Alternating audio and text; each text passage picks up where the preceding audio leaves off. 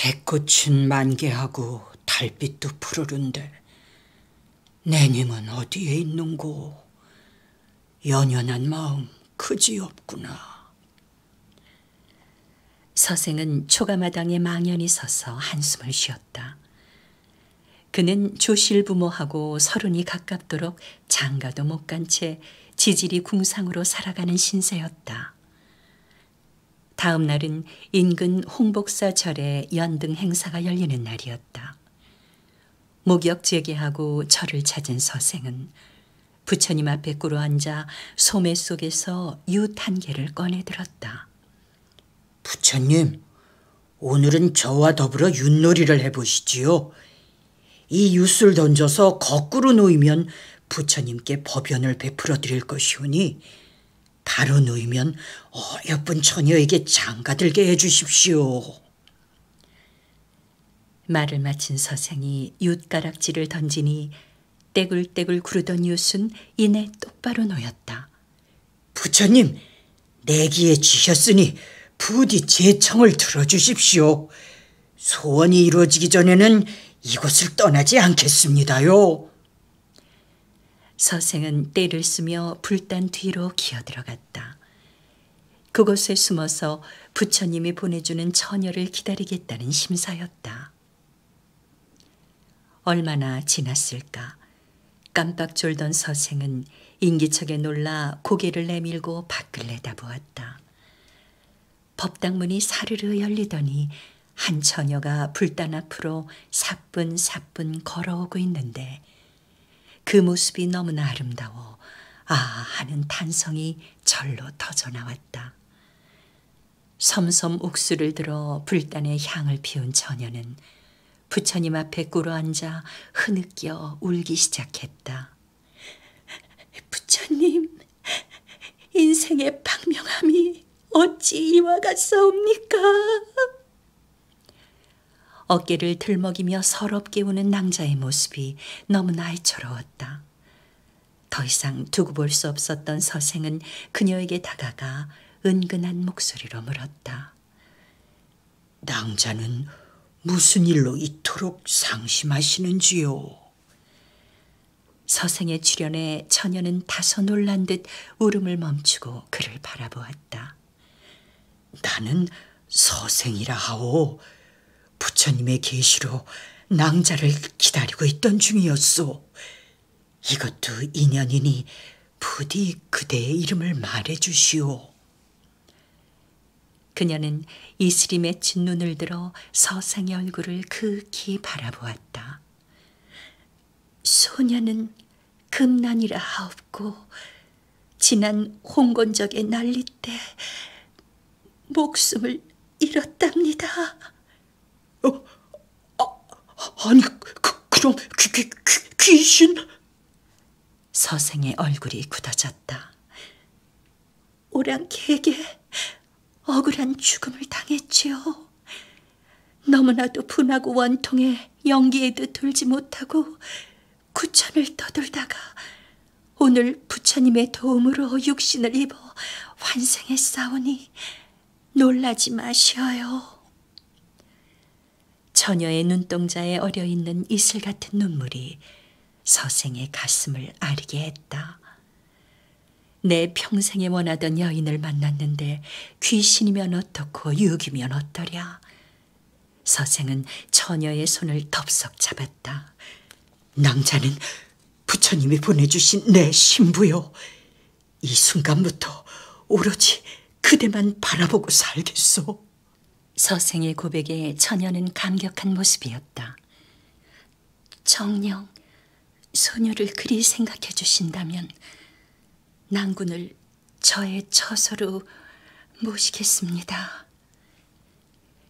그녀는 서생의 손을 잡고 꽃이 만발한 들판을 가로질러 송림 속에 자리 잡은 저택으로 안내했다.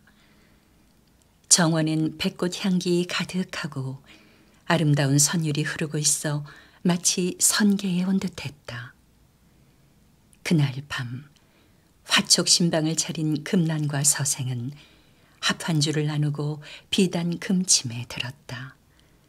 그들은 어떤 장에도 누구의 간섭도 없는 절대 공간 속에서 마치 잃어버린 세월을 보상이라도 하려는 듯 뜨겁게 사랑을 나누었다. 서생은 꿈 같은 행복에 젖어 어떻게 하루가 지나가는지조차 잊고 있는 가운데 사흘이 흘렀다. 보름달이 환한 정원에서 사랑을 나누던 금난이 슬픈 얼굴로 서생을 바라보았다. 서방님, 이곳의 하루는 속세에서의 1년과 같습니다. 사흘이 흘렀으니 이제 돌아갈 때가 되었습니다.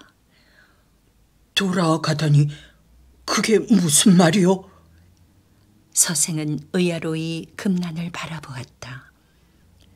저 달이 지면 저는 저승으로 가야 하는 몸입니다. 하늘의 뜻을 어찌 거역하겠습니까? 당신이 가는 곳이면 어디든 나도 따라갈 것이오. 서방님은 따라올 수 없는 곳이랍니다. 금난은 울먹이며 서생의 품을 파고들었다. 꿈에도 그리던 천정배피를 만난 것도 잠시, 이제 곧 헤어져야 한다니 서생의 가슴은 갈갈이 찢어지는 것 같았다. 서방님, 슬퍼하지 마세요. 아무리 멀리 떨어져 있다 한들 간절한 마음만 있으면 언제든 다시 만날 수 있을 거예요. 연인들은 굳게 포옹한 채 언제까지고 떨어질 줄을 몰랐다. 다음 날 아침, 산새소리에 눈을 뜬 서생이 주위를 돌아보니 무덤 앞이었다. 저택도 정원도 사라지고 낯익은 배나무 한 그루가 무덤가에 서 있었다. 웬 놈인데 우리 금난이 무덤에서 잠을 잔단 말이냐? 제수거리를 들고 3년제를 지내러 왔던 금난의 부모가 호통을 쳤다. 서생은 금난과의 일을 설명하려 갖은 애를 썼지만 미친놈 취급만 당한 채 쫓겨나고 말았다. 모든 게 허망했다. 자나깨나 금난 생각뿐 서생은 아무 일도 할 수 없었다. 홍복사를 찾아 부처님 앞에 기원 드리는 게 그의 유일한 일과였다. 다시 봄이 돌아오고 서생의 집들에 백꽃이 만발했다. 달빛에 어우러진 백꽃을 시름없이 바라보는 서생의 눈가에 이슬이 맺혔다. 서방님, 슬퍼하지 말아요. 간절한 마음만 있으면 언제든 다시 만날 수 있어요. 금난의 목소리가 환청인 듯 들려왔다. 여보, 정 당신이 올 수 없다면 내가 당신을 찾아가리다.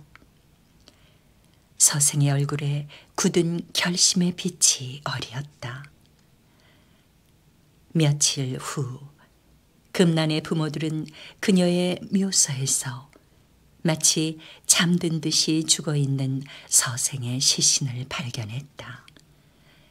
편안한 모습으로 누워있는 서생은 행복한 듯 미소 짓고 있었다. 사람들은 서생이 천상에서 금난을 만나 이승에서 못다한 사랑을 원 없이 나누고 있을 것이라고 믿었다. 목매어 애타게 불러도 대답 없는 그대여. 못다한 이야기는 눈물이 되겠지요. 나만을 사랑했다는 말 바람결에 남았어요. 천상에서 다시 만나면, 그대를 다시 만나면 세상에서 못다한 그 사랑을 영원히 함께 할래요.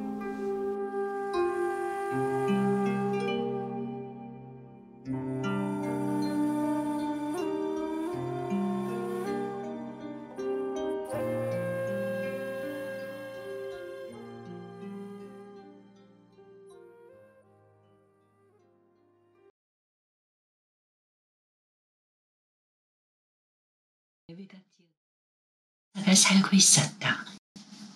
그가 섬기고 있던 주군이 죽고 가문이 몰락하는 바람에 일자리를 잃은 무사는 착한 그의 아내가 배를 짜서 팔아 겨우 생계를 이어가는 딱한 처지에 내몰리고 말았다.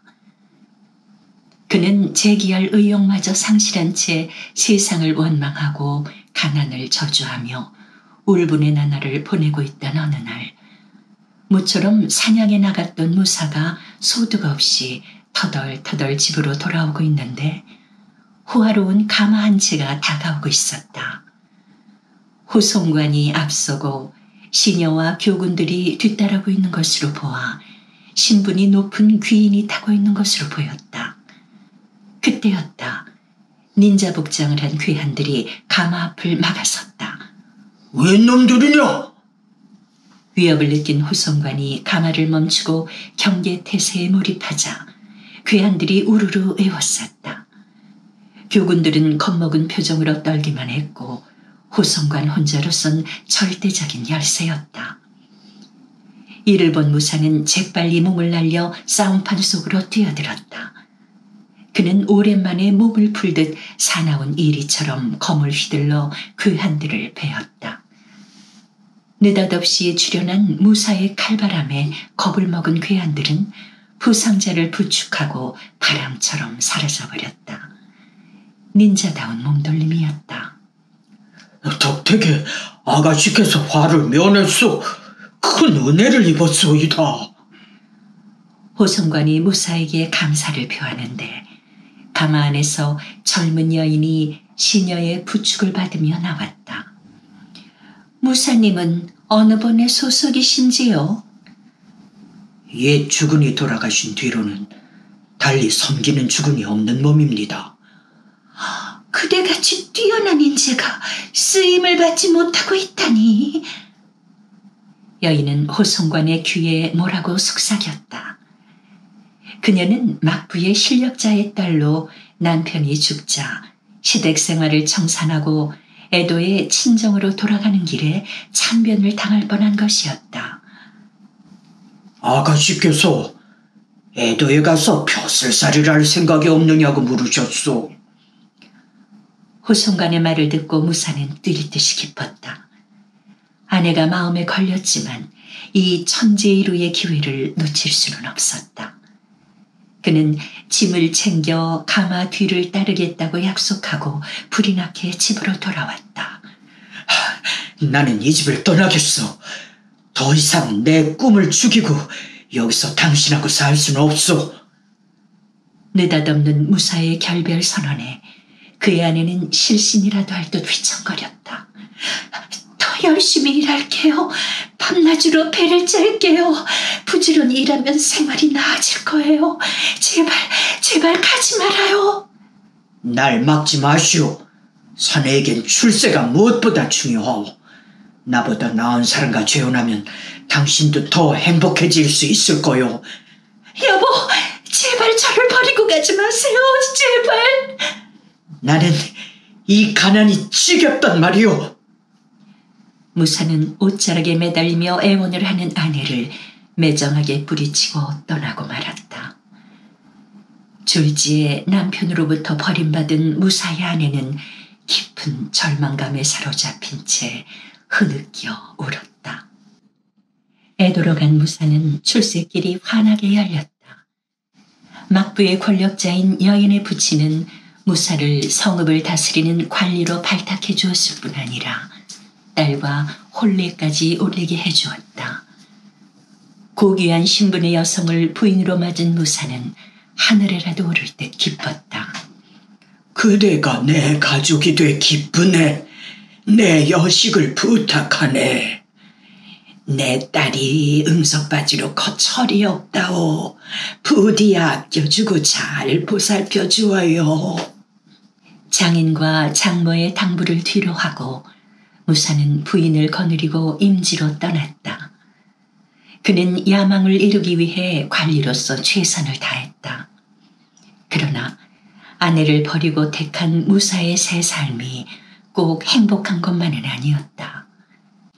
귀족 신분인 새 부인은 하급무사 출신인 그를 무시하기 일쑤였으며 무엇이든 자기 고집대로만 했다. 그녀는 정욕이 넘치는 여인으로 공무에 지친 남편을 잠시도 놓아주지 않고 밤마다 자신을 위해 봉사해 줄 것을 요구했다. 그를 하인 부리듯 하는 새 부인을 보며 무사는 말없이 자신을 위해 헌신해 주던 옛 아내를 생각하며 눈시울을 붉혔다. 그는 비로소 지금의 부인보다 옛 아내를 훨씬 사랑했고 아직도 사랑하고 있다는 것을 깨달았다. 그리고 그가 얼마나 무신경했는지, 얼마나 배은망덕했는지를 깨닫기 시작했다. 의무적인 잠자리 봉사에 심씨는 피폐할 대로 피폐해졌고 옛 아내에 대한 그리움은 나날이 더해만 갔다. 그녀의 온화한 말투, 미소, 예쁘고 가냘픈 헌신적인 모습이 그의 머릿속에 끊임없이 떠올랐다. 세월이 흘렀다. 무사는 이제 부인과의 잠자리를 점점 기피하게 됐다. 지루한 날의 연속이야. 모든 게 지겹기만 하구나. 밤 화장을 하고 있던 부인이 짜증을 내자 하녀들은 또 무슨 벼락이 떨어질지 몰라 그녀의 눈치만 살폈다. 그 양반은 어디 있느냐? 서재에서 독서 중이십니다. 마님이 찾으시니 어서 침소에 드시라고 할까요? 그만둬라. 내가 가볼 테니까. 말을 마치기 무섭게 서재 쪽으로 휑하니 사라지는 부인을 보며 하녀들은 또 한바탕 소동이 일 것을 예상한 듯 걱정스런 표정을 지었다. 무사는 방바닥에 발베개를 하고 누워 있었다. 책을 읽다 그대로 쓰러져 잠이 든 모양이었다. 요즘 들어 업무를 핑계대고 서재에서 보내는 시간이 유난히 많아진 무사였다. 그것이 자신과의 잠자리를 기피하는 남편의 무언의 행동임을 그녀는 간파하고 있었다. 그녀는 참을 수 없는 듯 자고 있는 남편의 품을 파고들며 입술을 포개었다. 그러자 무사는 잠결인 듯 그녀를 밀쳐내며 돌아 누워버리는 것이었다. 순간 부인의 얼굴이 분노로 일그러졌다. 이 인간이 감히! 분노를 누릴 수 없었던 그녀는 자고 있던 남편의 뺨을 사정없이 후려쳤다. 느닷없이 따귀를 맞고 눈을 뜬 무사는 아픈 볼을 움켜쥐고 부인을 노려보았다. 이게 무슨 짓이오? 배은망덕한 인간. 당신은 날 이용했을 뿐이야. 항상 예더인을 가슴에 품고 날 사랑하는 척했지? 우리 집안이 아니었으면 쓰레기더미나 뒤지고 있을 주제에 은혜도 모르고 감히 날 무시해? 부인은 온갖 저주의 말을 퍼부으며 무사를 모욕한 뒤 물러갔다. 무사는 분노로 온몸의 피가 거꾸로 솟는 것 같았다. 이것이었던가. 착한 아내까지 버리고 내가 잡으려고 했던 것이 정녕 이런 것이었던가.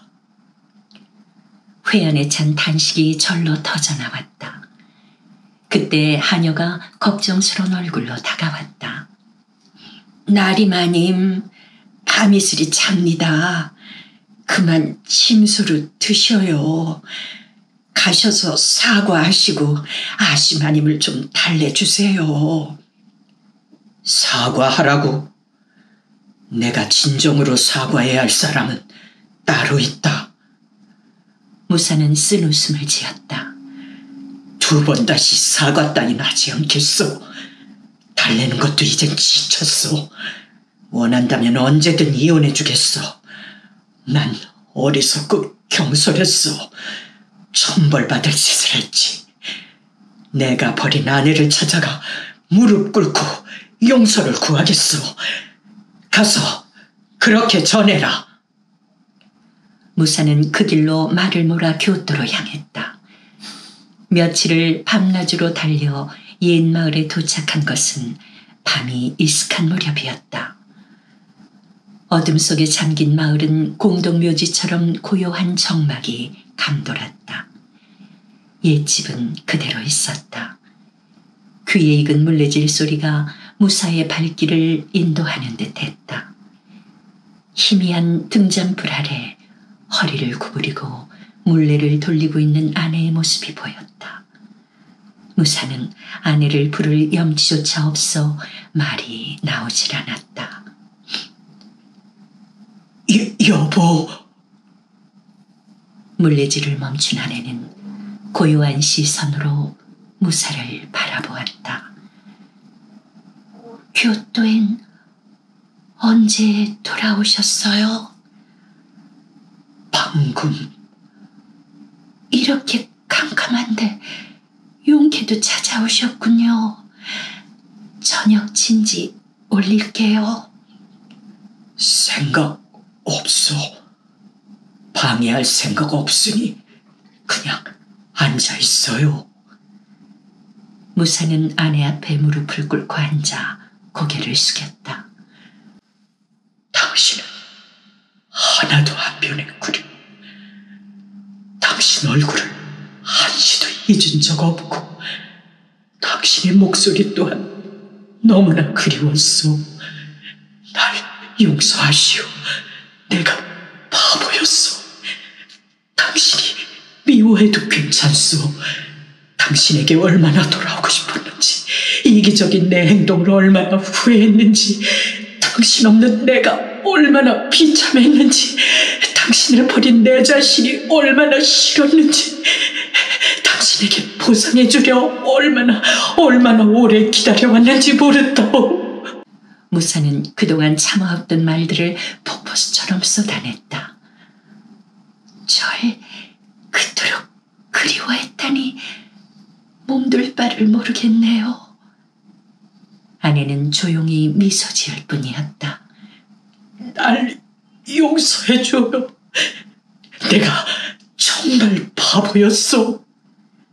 무사는 흐느끼며 용서를 구했다. 자책하지 마세요. 저 때문에 괴로워하지 마세요. 전 항상 당신의 아내로서 자격이 없다고 생각해왔어요. 아니요. 당신을 버린 건 정말 매정한 일이었소. 가난 때문이었잖아요. 저와 사실 때 당신은 항상 자상했어요. 왜 제가 당신을 원망한다고 생각하세요? 전 밤낮으로 당신이 잘 되기만을 기도했어요. 내가 보상해주겠소. 내가 다 보상해주겠소. 무사는 아내를 와락 안았다. 그런 건 생각지 마세요. 당신을 다시 보게 돼 정말 행복해요. 비록 잠깐 동안이지만요. 잠깐 동안이라니. 우린 죽을 때까지 같이 있을 거요. 당신이 허락하지 않아도 난 당신과 같이 있을 거요. 언제나. 이젠 아무것도 우리를 갈라놓지 못해. 여보. 아내는 감격의 눈물을 흘리며 무사의 품을 파고들었다. 향기 좋은 당신의 머리카락. 천과 똑같구려. 윤기나는 머리카락, 검은 눈동자, 사랑스러운 코, 부드러운 뺨, 그리고 무사와 아내는 뜨겁게 입을 맞추었다. 열정적인 사랑을 나눈 무사와 아내는 지난날 그들이 신혼의 단꿈을 꾸던 방에 이부자리를 펴고 잠자리에 들었다. 저는 한숨도 자지 않을 거예요. 그래야 당신을 영원히 가질 수가 있어요. 장가처럼 들으며 잠이 든 무사의 얼굴에 미소가 어려 있었다. 새들이 지저귀는 소리와 함께 아침이 밝아오고 있었다. 모처럼 단잠을 잔 무사는 행복한 기분으로 눈을 떴다. 무사는 이부자리 위로 내민 아내의 탐스러운 머리카락을 바라보며 미소를 지었다. 피곤한가 보구려. 머리카락을 쓰다듬으며 이부자락을 들추던 무사는 경악했다. 아내는 해골로 변해 있었고 검은 머리카락이 그 위를 뒤덮고 있었다. 혼비백산한 무사는 방을 뛰쳐나가려 했으나 오금이 저려 발걸음이 제대로 떨어지지 않았다. 발을 내딜 때마다 방바닥이 꺼지고 썩은 문짝이 떨어져 나갔다. 기진맥진 밖으로 뛰쳐나온 무사의 뒤를 검은 머리카락이 뒤쫓아오고 있었다. 그 후 광인이 돼 교토 거리를 떠돌던 무사는 어느 날 호련히 그 모습을 감추고 말았다. 사람들이 옛집 아내의 해골 곁에 누워 행복한 모습으로 숨을 거둔 무사를 발견한 것은 훨씬 훗날의 일이었다.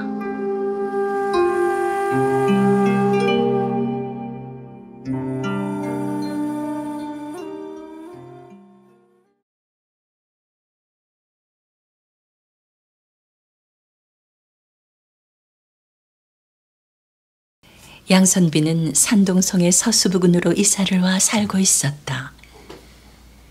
그의 집 서재 창문 너머엔 황량한 들판이 펼쳐져 있었고 흙담 너머엔 오래된 무덤들이 널려 있었다. 어느 날 밤 양선비가 책을 읽고 있는데 흙담 밖에서 여인의 노랫소리가 들려왔다. 캄캄한 밤에 바람은 거칠게 불고 반딧불이 풀잎과 창가로 흘러가누나. 바람결을 타고 들려오는 슬프고 애절한 노랫가락은 양선비의 마음을 마구 흔들어 놓았다. 여인의 노랫소리는 다음 날도 그 다음 날도 밤마다 계속되었다. 호기심을 견딜 수 없었던 양선비는 어느 날 밤 흙담 뒤에 엎드려 몰래 동정을 살폈다. 밤 10시경이 되자 한 여인이 풀숲의 모습을 드러내더니 버드나무 가지를 붙잡고 처연한 모습으로 노래를 부르기 시작했다. 달빛 아래서 노래하는 여인의 모습이 너무나 아름다워 자신도 모르는 사이에 재채기가 올라왔다. 순간 여인은 노래를 뚝 그치고 숲속으로 모습을 감추고 말았다. 양선비는 담 아래 몸을 숨기고 여인이 못다 부른 구절을 노래하기 시작했다. 이 마을의 슬픈 추억을 누가 알리오? 옷소매는 차갑기만 하고 달 그림자는 외롭기 그지없네. 그러나 여인의 모습은 간 곳 없고 사방은 고요하기만 했다. 아쉬움에 젖은 채 방으로 돌아온 양선비가 서책을 펴려는데 뜻밖에도 아름다운 여인이 방으로 들어오더니 공손히 절을 했다. 소녀는 두려워 숨었는데 시를 읊는 도련님의 고운 마음씨에 끌려 부끄러움을 무릅쓰고 왔습니다. 잘 오셨소. 자, 여기로 앉으시오. 양선비는 들뜬 마음으로 여인에게 자리를 권하고 차를 대접했다. 낭자는 무슨 사연이 있기에 밤마다 여기서 노래를 하는 거요?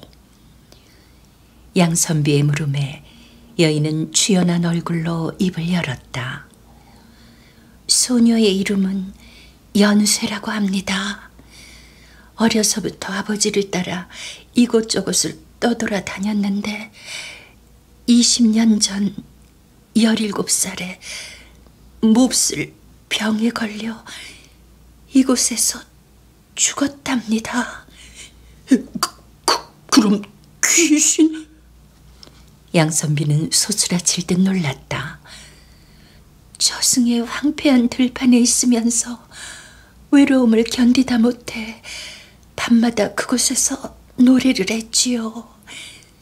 그 노래는 소녀가 지은 시로 마지막 구절을 마저 짓지 못하고 있던 차에 오늘 밤 도련님께서 뒤를 이어주셔서 너무나 기쁜 나머지 실례를 무릅쓰고 온 것이어요.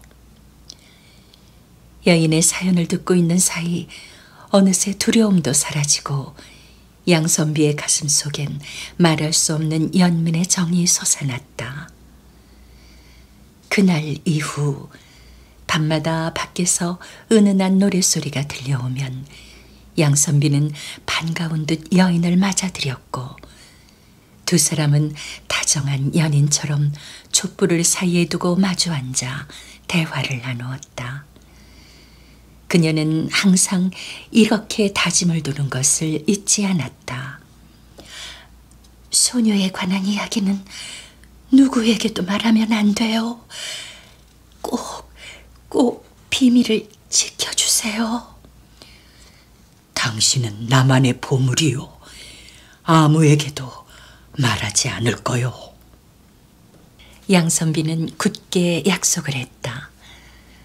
시를 좋아하는 여인은 양선비를 위해 서책에서 좋은 시를 베껴 써주기도 하고 비파를 뜯으며 노래를 가르쳐 주기도 했다. 그렇게 시간이 가는 줄도 모르고 즐겁게 지내다 창문이 희미하게 밝아오는 기미가 보이면 여인은 허겁지겁 돌아갔다. 어느 날 양선비의 친구인 설생이 방문했다. 그는 방 안에 시첩을 베껴놓은 글씨들을 보고 고개를 갸웃했다. 이거 상당히 잘 쓴 글씨로군. 자네 필자가 아닌데 누가 쓴 거야? 친구한테서 빌려온 거야. 양선비는 적당히 얼버무렸지만 설생은 서천 말미에 5월 3일 연수의 백김이라는 글을 보고 웃음을 터뜨렸다. 뭐야? 이건 여자 글씨 아니야? 얌전한 고양이가 부뚜막에 먼저 올라간다더니 동네방네 소문내기 전에 어서 실토하시지. 이렇게 되자 양선비는 어쩔 수 없이 설생에게 여인과의 일을 털어놓았다. 유령과 사귄다고? 오, 세상에, 이런 신기한 일이 있나? 설생은 크게 놀라며 자기도 그녀를 한번 만나게 해달라고 떼를 쓰기 시작했다. 양선비가 아무리 안 된다고 해도 막무가내였다. 자네가 끝까지 거절한다면 나도 생각이 있네. 오늘부터 나도 자네하고 숙식을 함께 하면서 내 그녀를 기다리기로 하지. 설생이 침대에 벌렁 드러눕자 양선비는 여인에게 한 번 부탁해 보겠다며 달랠 수밖에 없었다. 내 친구가 당신을 꼭 한 번 보고 싶다고 하는데. 양선비가 눈치를 살피며 어렵사리 말을 꺼내자 여인의 안색이 창백해졌다. 그토록 굳게 이 약속을 했는데 발설을 하시다니. 철거머리 같은 친구라 어쩔 수가 없었어.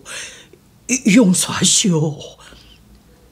도련님에게 실망했어요. 여인은 슬픈 얼굴로 돌아서더니 그대로 방을 나가버렸다. 내가 잘못했어. 가지 마시오. 양선비가 소리쳐 불렀지만 여인은 어둠 속으로 녹아들듯 사라지고 말았다. 며칠 후 설생이 왕생이란 친구를 데리고 함께 왔다. 그 여자가 뭐라고 하든가? 만나주겠다고 하든가? 타인은 만나기 싫다고 하더군. 그만 단념하게. 양선비의 말에 설생은 그럴 줄 알았다는 듯 지니고 온 술병을 탁자 위에 늘어놓고 왕생과 술판을 벌였다. 자네가 유령을 보여줄 때까지 내 매일 밤 찾아올 테니 그리 알게나. 두 친구는 밤마다 찾아와 술을 마시고 큰 소리로 떠들고 놀았다. 그런 어느 날 문득 창밖에서 노랫소리가 들려왔다. 무어라 형언할 수 없는 슬픔에 찬 목소리였다. 양생은 반가운 마음에 뛰쳐나가고 싶었지만 친구들 때문에 나가고 싶은 마음을 억누르고 안절부절하고 있었다. 설생도 가슴이 설레는 듯 눈물을 글썽이며 귀를 기울였다. 그때 술 취한 왕생이 밖으로 술병을 집어던지며 버럭 소리를 질렀다. 집어치워! 술맛 떨어지기 웬 방해야? 순간 노랫소리가 뚝 그쳤다. 숨을 죽이고 기다렸지만 더 이상 노랫소리는 들리지 않았다. 설생은 못내 아쉬운 표정을 지었고 화가 난 양선비는 심한 말로 왕생을 나무랐다. 그날 이후 여인은 양선비를 찾아오지 않았다. 계절이 바뀌고 있었다. 양선비는 여인이 그리워 식욕조차 잃었고 몸은 나날이 수척해갔다. 그런 어느 날 양선비가 촛불 아래 책을 읽고 있는데 여인이 들어오는 게 아닌가. 양선비는 너무나 기뻐 어쩔 줄을 몰랐다. 매정하게 떠난 주제에 염치 없지만 난처한 일이 생겨 부탁드리러 왔어요. 여인의 두 눈에 쉴 새 없이 눈물이 흐르고 있었다. 그런 건 생각지 말고 무슨 일인지나 말해봐요. 양선비는 여인을 다독이며 다정하게 물었다. 근본도 모르는 난폭한 자가 저를 강제로 아내로 삼켰다며 옥박지르고 있어요. 저는 그 자가 보기도 싫지만 연약한 여자의 몸으로 언제까지 버텨낼 수 있을지. 여인은 한숨을 쉬며 눈물 머금은 눈으로 양선비를 바라보았다. 도련님, 부디 저를 도와주세요. 몹쓸 놈이로군. 내가 그자를 쫓아주겠소. 하지만 사람과 망령은 사는 세계가 다른데 내가 어떻게 하면 되겠소? 내일 밤 일찍 주무시면 제가 꿈속에 도련님을 맞이하러 오겠어요. 다음 날 밤 양선비는 저녁도 먹는 둥 마는 둥 하고 초저녁부터 잠자리에 들었다. 그러자 꿈인 듯 생시인 듯 여인이 찾아와 그를 이끌었다. 어둠을 헤치며 한참을 가자 집 한 채가 나타났다. 안에 들어서자 여인은 양선비에게 칼 한 자루를 쥐어주었다. 불빛에 비춰보니 섬광이 날카롭게 빛났다. 바로 그때 거칠게 문을 차는 소리가 들려왔다. 그 자가 왔어요. 알았소. 양선비는 칼을 들고 문을 박차고 밖으로 뛰어나갔다. 웬 놈이냐? 붉은 두건을 쓴 험상궂은 사내가 양선비를 노려보며 소리쳤다. 이놈아, 연약한 아가씨를 괴롭히지 말고 썩 꺼지거라. 열을 받은 사내는 성난 사자처럼 달려들었다. 양선비가 칼을 휘두르자 사내는 돌을 주워들고 팔매질을 하기 시작했다. 날아온 돌이 오른팔을 때리자 아차하는 순간에 칼이 땅에 떨어졌다. 절체절명의 순간이었다. 그때 문득 한 젊은이가 활을 들고 사냥하는 모습이 눈에 들어왔다. 그는 바로 친구 왕생이었다. 일전엔 꾸짖고 쫓아냈지만 그런 걸 가릴 처지가 아니었다. 왕생, 도와줘!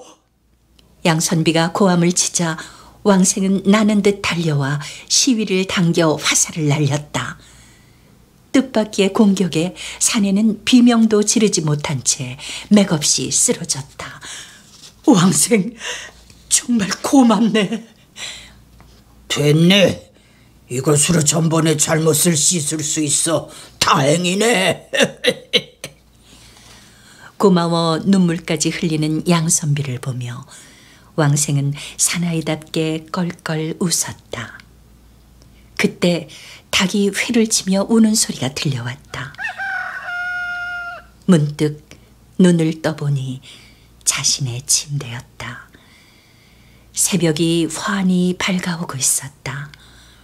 오른팔이 몹시 아파 소매를 걷어 살펴보니 사내가 던진 돌에 맞은 팔이 벌겋게 부어 있었다. 그날 아침 왕생이 간밤에 이상한 꿈을 꾸었다며 찾아왔다. 혹시 활을 쏜 꿈을 꾸지 않았어? 자네가 그걸 어떻게 알아? 깜짝 놀라는 왕생에게 양선비가 부어오른 팔을 보이며 자초지종을 설명하자 왕생은 기이한 경험을 했다며 놀라움을 금치 못했다. 그 후 여인은 밤마다 양선비를 찾아왔고 이전보다 더욱 도타운 정을 나누었다. 그런 어느 날 여인은 기쁜 일이라도 있는 듯 웃음을 머금고 양선비를 바라보았다. 말을 할 듯 말 듯 망설이는 그녀를 보며 양선비가 물었다. 무슨 일인지 뜸들이지 말고 속 시원하게 말해봐요. 오랫동안 도련님과 사귀어온 덕분에 저도 산 사람처럼 숨을 쉬게 되었어요. 끓이고 삶는 이 세상의 음식을 먹었기 때문에 죽은 몸에 생명이 소생하기 시작했어요. 그게 정말이요? 양선비가 반색을 하자 여인은 조심스레 말을 꺼냈다. 하지만 살아있는 사람의 피를 얻지 못하면 다시 살아날 수가 없답니다. 그대를 위해서라면 내 얼마든 뽑아주리다. 피는 소량이라도 괜찮으나 그걸 제게 주고 나면 도련님은 20날 동안 큰 병을 앓으실 거예요. 네, 기꺼이 감내하겠소. 말릴 사이도 없이 양선비는 칼을 쥐고 손가락을 베었다. 선열이 흐르자 여인을 침대에 눕힌 다음 그녀의 입에 온기가 감도는 피를 흘려 넣었다. 20알을 고생하시면 도련님의 병은 씻은 듯 사라질 것이니 너무 염려 마세요. 그리고 오늘부터 100일 후 제 무덤 앞 나무가지에 파랑새가 앉아서 울 거예요. 그러면 곧 제 무덤을 봐주세요. 잊지 마세요. 꼭 100날째예요. 늦어도 일러도 안 되어요. 과연 양선비는 20날 동안 지독한 병을 앓았다. 의원이 처방한 약을 먹었더니 진흙덩이 같은 것이 몸 밖으로 빠져나오더니 차차 기운이 돌아오기 시작했다. 약속한 100일이 되자 양선비는 괭이를 들고 흙담 밖에 있는 여인의 무덤을 찾아갔다. 해가 서산으로 기울 무렵 과연 파랑새 한 마리가 날아오더니 나뭇가지에 앉아 울기 시작했다. 이때구나 하고 양선비는 괭이를 들고 무덤을 팠다. 관은 거의 썩어가고 있었지만 그 속에 누워있는 여인의 얼굴은 마치 살아있는 것 같았다. 시신을 옷에 감싸 안고 돌아와 따뜻한 침대에 눕히니 가느다랗게 숨을 쉬기 시작했다. 양선비는 처음엔 따뜻한 물을 입에 흘려 넣어주고 다음엔 국을 먹이고 이내 미음을 먹이기 시작했다. 한밤중이 되어서야 눈을 뜬 여인은 자신을 내려다보고 있는 양선비와 눈이 마주치자 빙그레 미소를 지었다. 20년 동안 마치 긴 꿈을 꾼 것 같아요. 양선비는 감격에 떨며 그녀를 힘껏 포옹했다. 이승과 저승을 초월해 사랑의 결실을 맺은 두 사람은 굳게 포옹한 채 언제까지고 떨어질 줄을 몰랐다.